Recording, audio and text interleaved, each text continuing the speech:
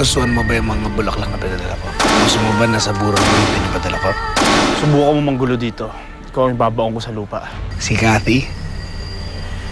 Babalik at babalik din sa akin yun. Hindi mo siya masusolo. Hanggang kamatayan na kasi Cathy, akin lang siya. Naiintindihan mo, akin lang siya. Baluwarte ni Edward to. Basta ako na bahala dito. Edward! Hayap ka!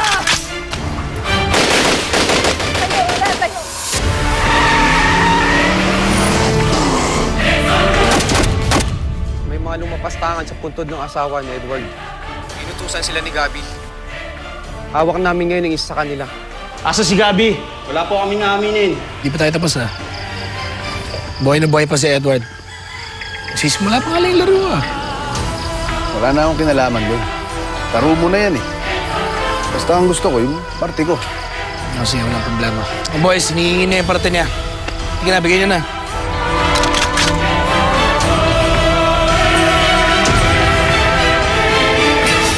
Mani, pag umalis ka sa grupo ko, dalawa lang naman pipiliin mo eh. Libingan, kulungan. Para at least makakapili ka, di ba? Hindi naman sa ganun, Gabi. Gusto ko lang maniguro na makukuha ko yung party ko. Yun lang. Kontento ka na sa barya? Alam mo ba kung gaano kalaking pera makukuha natin? Makukuha mo. Pag natapos mo yung mission, kailangan mo lang gawin, hintayin lang natin mamatay si Edward. Yun lang. Kailangan lang niya mamatay. Yun naman pala eh. E di, walang problema. Maghihintay ako. Okay na, ibaba nyo na yan. Tanong lang naman eh. Problema eh. Ano? Tara na! Tara na! Sige na!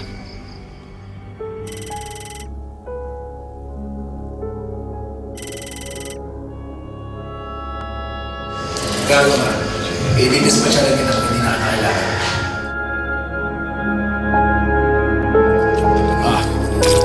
Ikaw wag man eh, tuturo ko sa yung daan.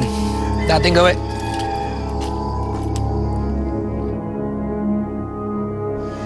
Tingnan ko lang kung sino mas magaling sa atin sa konsehan.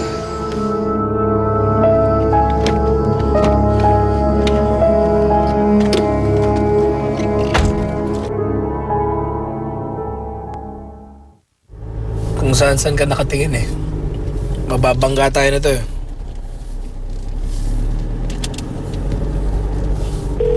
Kausapin mo. Ikaw na rin yung haharap sa kanila. Yun yung contact natin doon sa bagong warehouse.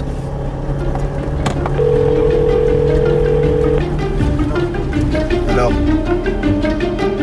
Sige, diretso mo lang. Sa may bandang kaliwa.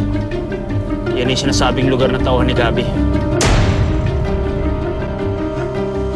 Ay, no. Kung pwede ko lang makita yung itsura ni Edward sa ng mga polis. Kasi sigurado ako may nag-tip sa kanila tungkol doon sa lilipatan natin lugar eh. Eh, wala tayo doon. Change venue ba? Di ba? Iba ka talaga, Gabi. Baba ng alak mamaya.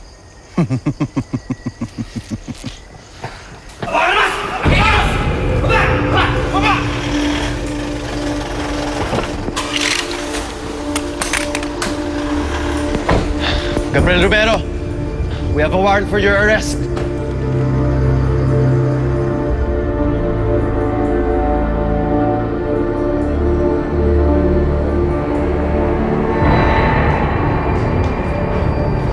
Hey! Search the area!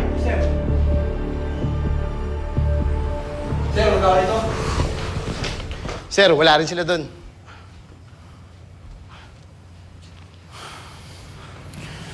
Nagsinungaling sa akin ng tauhan ni Gabi.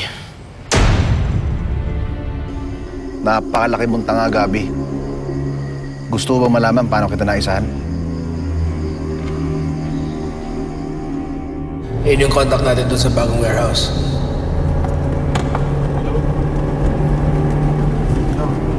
Hello?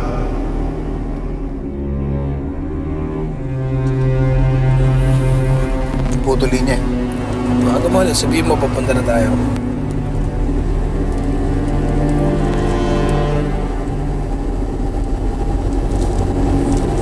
Hello? Si Manny Perez to. Pupunta na kami dyan sa warehouse. Oo, kasama ko si Gabi. Alam ko na ang intensyon mo, Manny. Buti naman naisipan mo nang kumawala dyan kay Gabi. Sige, magsalita ka lang na magsalita. Ililingkot tong tawag mo sa tracking device. Basta malapit na kami dyan. O, sige na, sige na. Hintayin nyo kami.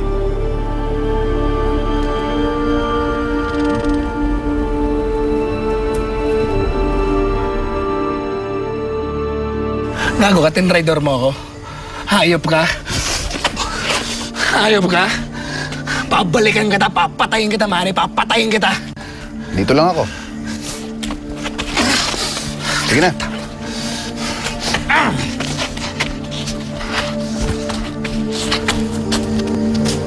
Salamat, Manny. Dahil sa ginawa mo to, pwede ka maabsuelto sa kaso kung papayag ka maging state witness.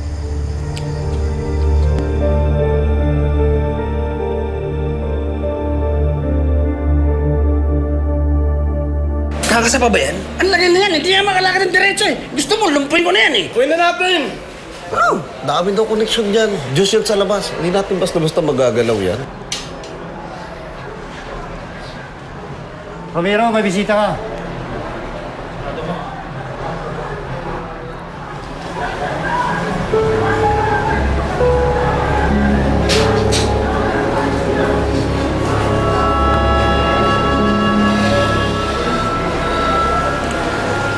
Yan yata yung nakabangga to, no?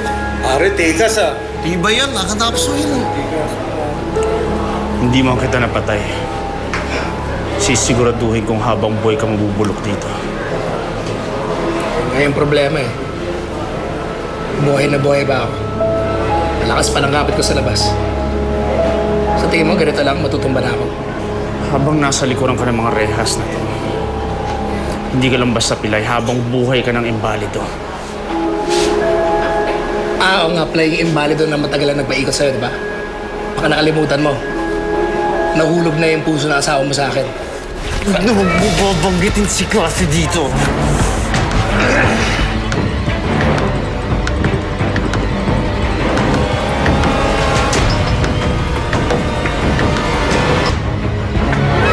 Sa pagpatay mo kay Cathy, sa pagsira mo ng buhay ko,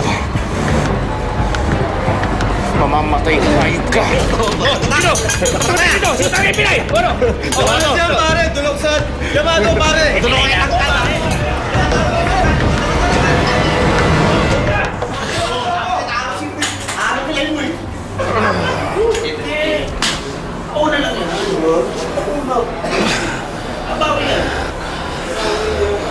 Kayang-kaya kitang patayin, Gabi. Pero sige, mabuhay ka na matagal. Para habang buhay ka na mabubulok dito.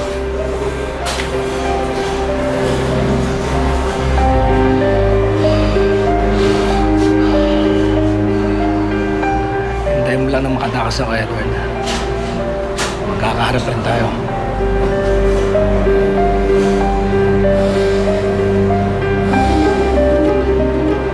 Tingnan niyo siya. Ha?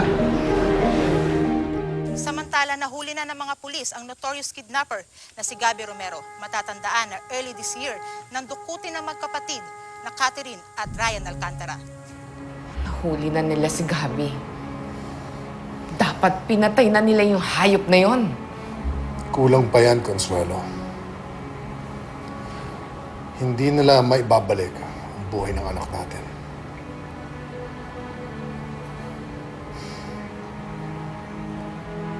At least ngayon, natatahimik na ang buhay natin.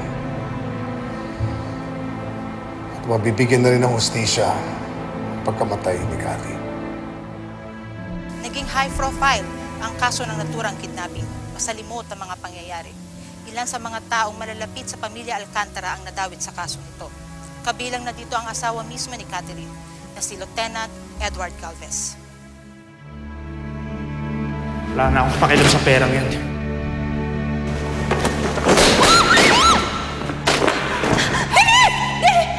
Kayo lalapit!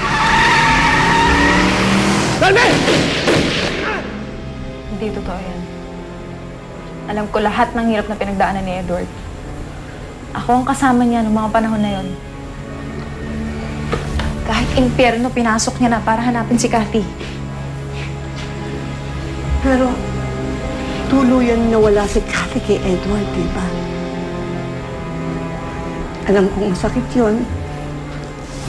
Tsaka mahirap. Pero ang tanging dasal ko na lamang sa Panginoon. Sana naman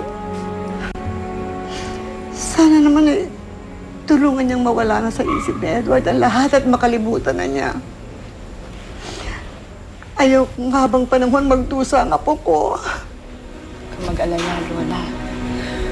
Total naman ngayon, nahuli na yung gabing yan. Nakakulong na, kaya tapos na rin ang paghihirap ni Edward sa kamay ng gabing yan. Di ba?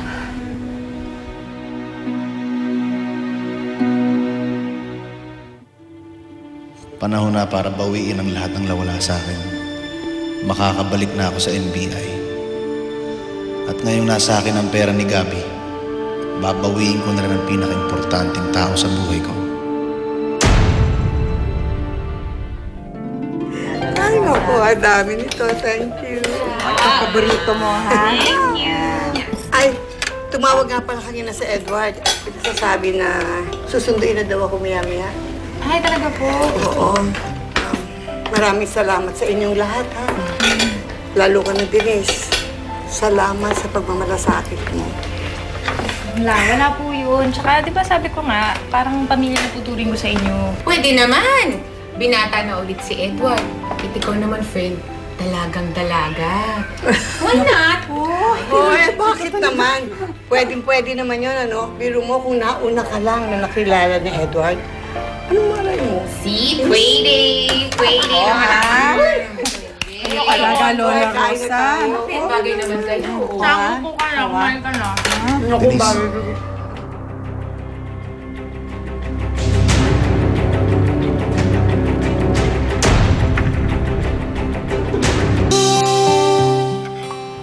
Ryan, alam kong masayang-masaya ka kasi nahuli na si Gabi. Masaya din kahit papano. Pero syempre malungkot kasi wala na si ate. Ryan, sabi ko naman sa'yo, isipin mo na yung mga masasayang alaala nyo bilang pamilya. Oh, hindi naman dyan. Alam mo, ikaw na lang yung nagpapalakas ng loob ko.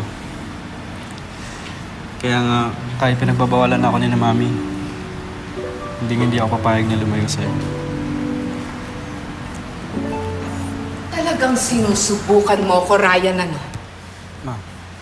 Kung hindi ka makakalayo dyan sa babae niyan, pwes, ako ang magpapalayas dyan sa chimay na yan. Ika nga dito. Sige, dito tayo mag-usap. Ba't ba sumusulpot ka na naman dito? Kaya nga ako nandito eh. May magandang balita ako sa'yo. Oo, nabalitaan ko na. Mukhang maabsuelto ka na daw sa kaso ni Gabi. Ikaw daw nagturo ng hideout niya. Buti naman nagbago ng isip mo. Sinabi ko naman sa'yo, kaya kong gawin kahit ano eh. Kaya ko magbagong buhay para sa'yo. Denise, may pera na ako. Sumama ka na sa akin. Kaya ko na ibigay yung magandang buhay para sa'yo. Nani, pasensya ka na. Hindi ko matatanggap yung alok mo eh. Hindi naman ako naghahangad ng magandang buhay eh. Ang gusto ko lang makasama yung kapatid ko tsaka si Chang. Yun na nga. Isama mo si Marco sa Chang mo. Pero ayoko talaga, Nani. Hindi ko matatanggap. Pasensya ka na. Bakit hindi na naman? Dahil kay Edward. Hindi ako papayag na paalisin niyo si Marisa dito. Napakalakas naman ng impluensya ng babae niyan sa'yo. Anong pinakain niya sa'yo at sinasagot mo na ako ng ganyan, ha? At ikaw, muchacha, lumayas ka dito sa bahay ko? Kung ayaw mong kalat-kalit kita, palabas sa bahay ko. Paano ba? Lumayas ka dito! Binawan mo, anak ko! Napaka-ingrata mo! Lumayas kayo dito! Ngayon din! Ma, hindi mo pwedeng gawin sa kanila yan. Wala naman silang ginagawang masama eh. You have no right to question my decisions. Padadala ka namin ng daddy mo sa Amerika whether you like it or not. Malayo ka lang dyan sa babae niyan.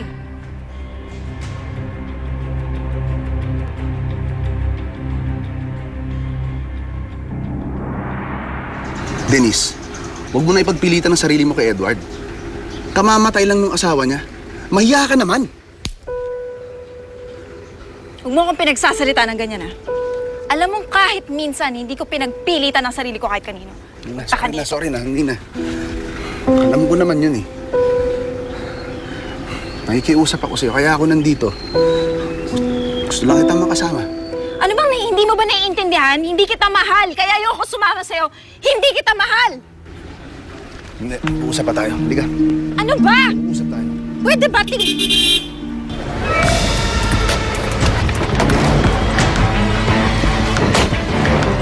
Edward!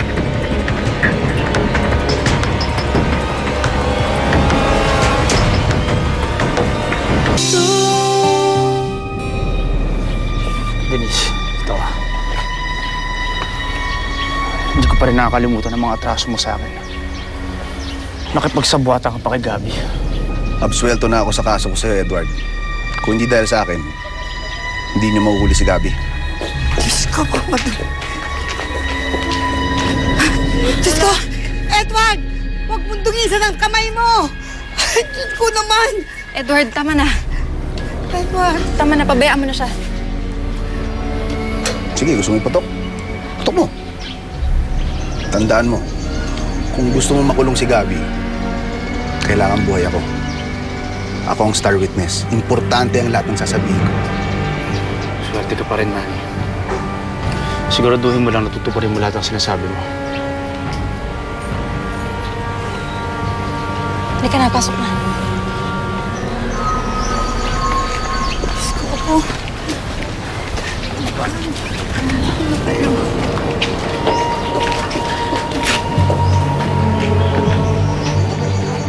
So, confirm na yan.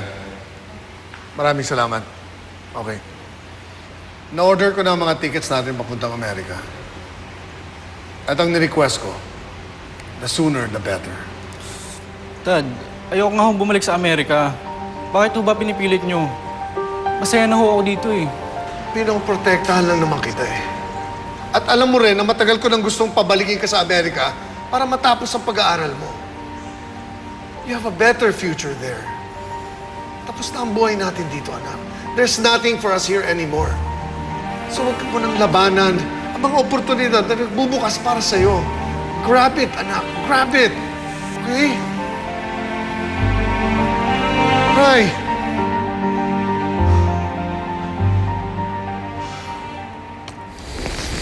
Pasensya ka na, nadami ka na naman sa gulo namin ni Manny. Kayo ba ni Manny? Ibig ko sabihin, boyfriend mo ba siya? Hindi.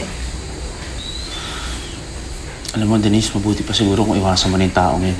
Wala akong tiwala sa Manny na yun, baka mapahama ka na naman. Salamat sa pag-alala mo ha, pero kaya ko sarili ko. Mas makakabuti siguro sa inyo kung lumayo na muna kayo, Denise. Ikaw, si Marco, si Chang. Sa isang lugar kung saan hindi kayo magugulo ni Manny.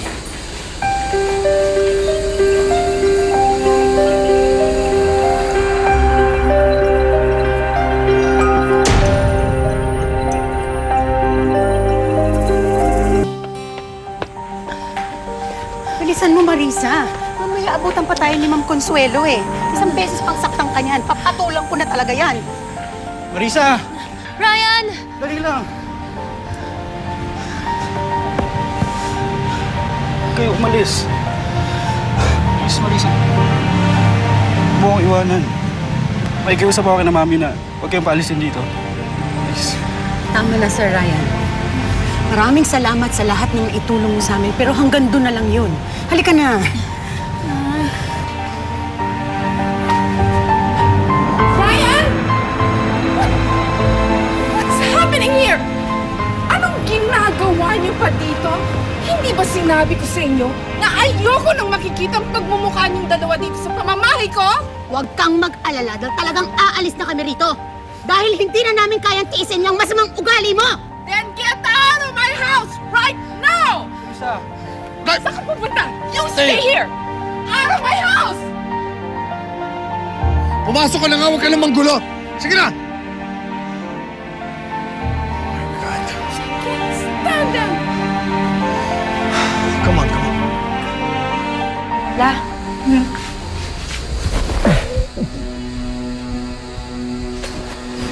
Naku, itong batang to, parang namang hindi na tayo magkikita.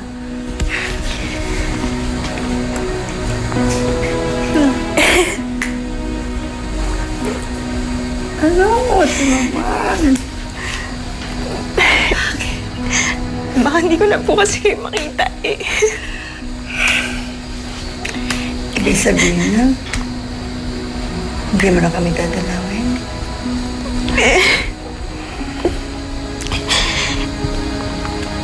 Hindi ko po alam. Hindi ko pa po masasagot yung mga tanong niyo eh. Kasi tama po si Edward kung gusto kong magkaroon ng tahimik na buhay, dapat lumayo na talaga ako. Ella, ang dami na po kasi nangyari dito eh. Maaari kayong makitumpa kami. Ako na lang po iiwas lang. Diyos ko naman bata ito.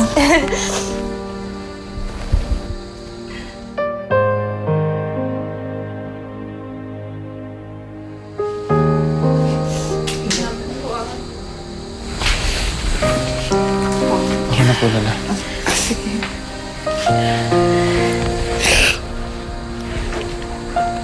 Pasensya ka na. Tsaka,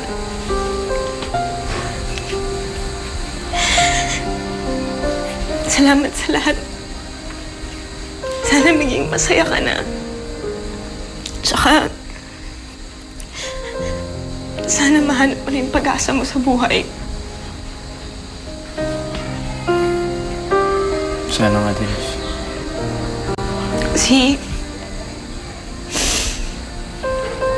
Si Lola, alagaan mo ah.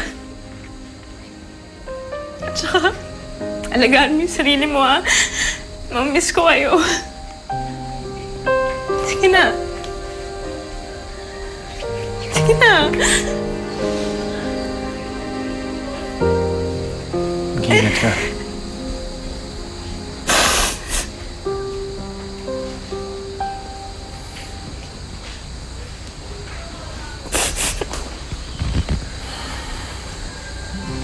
Nakita ka